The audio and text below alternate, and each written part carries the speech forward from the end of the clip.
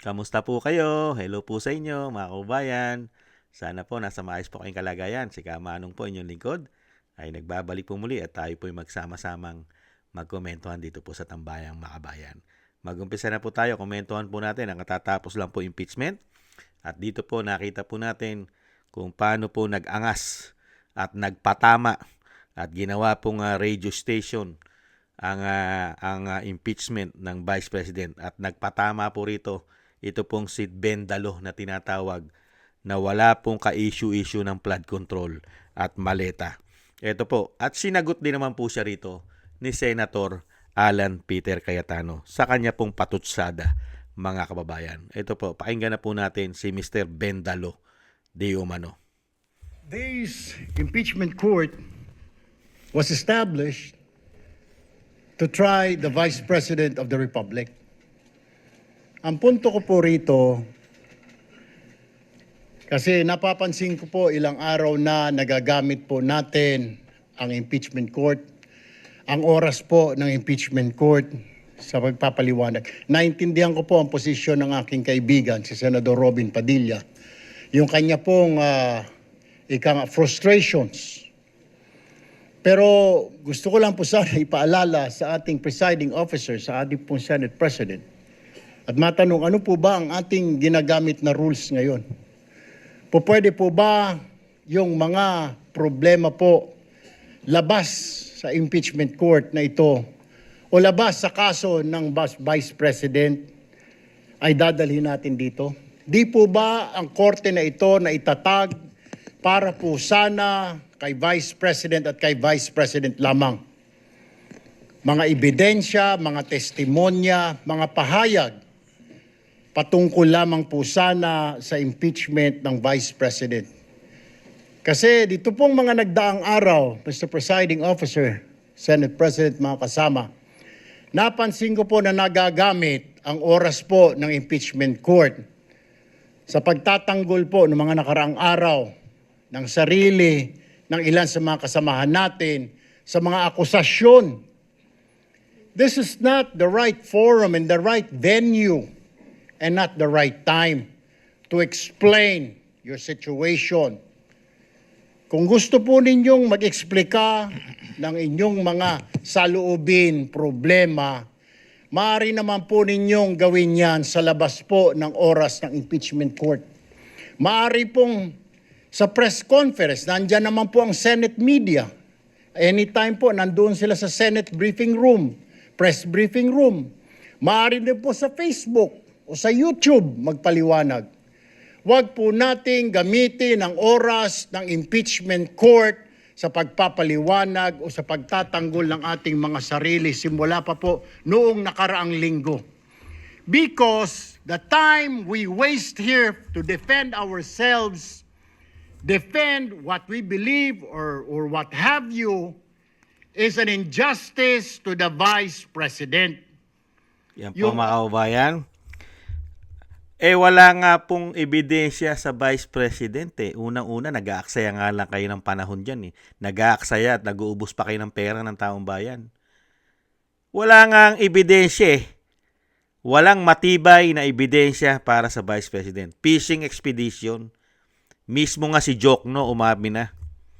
Kailangan lang maghanap, buksan, magbukas ng bangko, BIR, para po makita nila ang hinahanap nila. Pero wala pa silang hawak. Hahanapin pa lang. Hindi po ba? At sinagot naman po yan ni Senator Cayetano, mga kababayan. Ito pong angas ni Mr. Bendalo. Ito po, mga kababayan. Pakinggan po natin si Senator Alan Peter Cayetano. I'm happy. You may proceed, sir.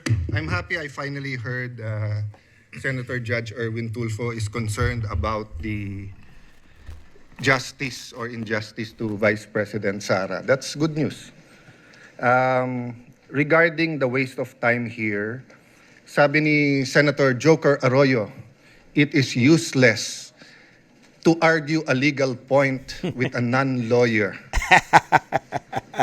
When Senator Marcoleta brought that up here, nagkaroon ng commotion. Senator Miriam stood up here many times and said, kaya ka nga nagpo 4 years na law school at nagbabar. So let me give my own interpretation. The impeachment court is formed with lawyers and non-lawyers. And we interact, and it's for everyone, and we're equal. But if there's an engineer here or a doctor, and they talk about medical principles, I have to either study and argue on medical principles. Hindi ko pwedeng sabihin, hindi, ganito lang yan, logic lang yan, etc. Diba? So, ang legal principle natin today is simple, integrity ng court. So, allow me to mention that to the people and help educate my colleague here. The integrity of the court and the justices or judges is always relevant. So if the Supreme Court or COMELEC, Court of Tax Appeals, Sandigan Bayan is being heard and the judges are being threatened, you give them time. So we cannot take the impeachment out of context.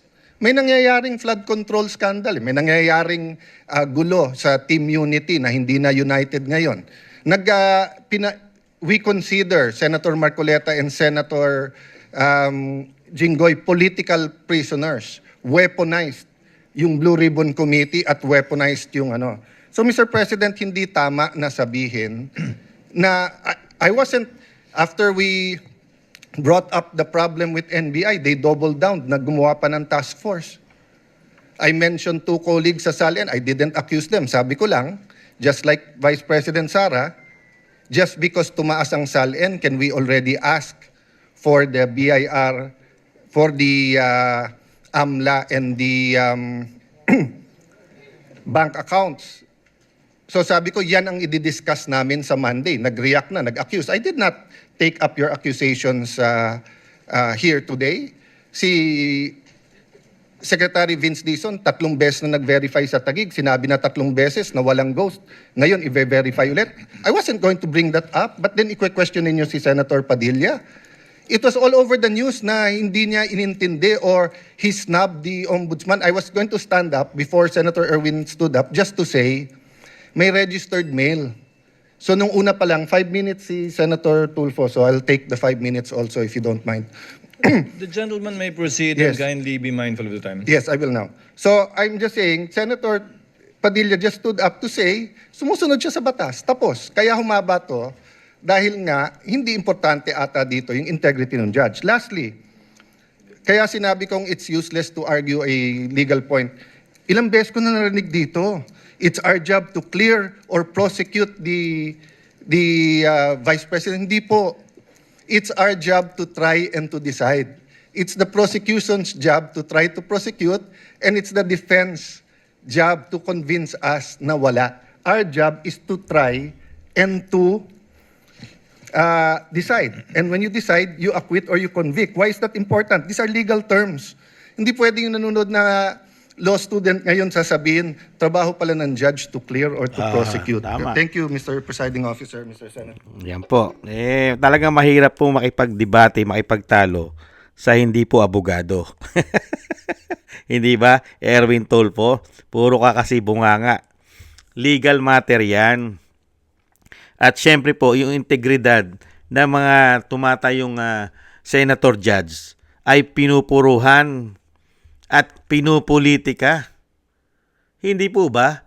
Ng administrasyon at ng mga ahensya ng gobyerno. Hindi ba kikibuyan? Palibasa, safe ka. Safe po kasi si Erwin Tulfo. Hindi po kasi siya ang pinupuruhan ng administrasyon di umano. Lahat po ng issue niya ay tahimik. Wala pong pinag-uusapan at wala pong binabato sa kanya at iniimbestigahan ng NBI sa kanya. At wala rin po iniimbestigahan ang ombudsman sa kanya at ang DOJ. Kaya po safe na safe siya ngayon at ubod po ng angas. Samantalang yung mga kapwa niya senador na nasa oposisyon ngayon ay halos lahat ay pinupuruhan at ginagawa ng issue. Senator judge yan. Kailangan kumibo yan. Dahil sila po ay humaharap ngayon at nag-judge ng isang expedition impeachment dahil wala pong pinipresenta na mga matitibay na ebidensya itong prosecutor. ito pong prosecution, ito pong mga prosecutor na nagpapabagsak at nag-i-impeach sa Vice President. Hindi po ba, lalong-lalo po ang House of Representatives, meron po ba sila pinipresenta na matitibay na ebidensya? Hindi po ba fishing expedition? Naghahanap pa lang ng ebidensya. Kailangan buksan ng BIR. Kailangan buksan ng ang SALN. Kailangan buksan ng AMLAC. Kailangan buksan ng bank record. Lahat. At doon tayo maghahanap ng ebidensya. Ganun po ba? Kaya nga po ito si Erwin Tulfo. Alam na po natin. Yan po kasi ay nasa utak niya at nasa puso niya na di umano at script na po. Kahit po fishing expedition ang ginagawa nila sa Vice President ay nakatatak na po sa isip at puso di umano ni Erwin Tulfo na kailangan nilang i-impeach sa lalong madaling panahon ang Vice President. Hindi po ba? Ano aasahan mo kay Tulfo? Patong-patong na issue rin meron yan. Ayon pa mismo sa mga ex-bodyguard, ex-soldiers, ex-marine ni Saldico. Sige nga. At nasa Cabral Files din po siya ayon kay Leandro Libiste. Sige nga. Saan boboto yan? Boboto po ba na hindi ma-impeach ang Vice President? Sa tingin nyo, boboto si Tulfo? Pag naging presidente si BP Sara, yari siya. Yari silang magkapatid, di umano. Sige nga. Di alam mo na layunin at alam mo na kung ano pinagpuputok ng butse. Saka may time po sila dyan. Kaya pwede po sila magpahayag. Binibigyan po ang bawat senator judge ng time limit para magsalita at wala ka ng pakialam doon, Erwin Tulfo. At kung gusto mo, magsalita ka rin kasi may time limit naman. Hindi po ba? Saka magsasalita yan dahil senator judge yan. Pinakukulong na nga sila, hindi ka pa magsasalita. Unbelievable. Maraming salamat po mga kababayan at wala po tayong aasahan dyan kay Bendalo mga kababayan. Dahil po yan ay tinatawag po ng ating mga kababayan na mga aso at senador ng Malacanang di umano. Maraming salamat po sa gusto po ng ating tambayan mga kababayan sa YouTube at TikTok. At ganoon din po sa ating mga subscribers sa mga nagko-comment, sa inyo pong nagko-comment, like, share, and subscribe. At patuloy po nagsusubscribe. Shoutout po sa inyo lahat. Mabuhay po kayo. At shoutout din po, thank you po sa mga nagbibigay po ng tulong at biyaya. Thank you po kay Eric Hercio from Canada, kay Baby Roman, Ate Isa from Cagayan Valley, ako si Pilam, Ani Jo, kay Gayat Chena, Mary Natividad Blinden from Netherlands, kay Jesus Valdepena, Rolando Guerrero, kay Tatay Nick from Toronto, Canada, kay Mila Yi, kay Ma'am LB Sermani from North Miami, Florida, kay Felipe Shapno from Texas, USA, Mika Legaspi, Frank Zamora from California, USA, at Romulo de Binagracia from Bacolod City. Maraming salamat po. Shoutout po sa inyo lahat. Ingat-ingat po kayo. Lalo-lalo po sa inyong mga paggawa. God bless po sa inyong lahat. Muli po, taste lang po tayo mga kabayan. Paalam. Bye-bye.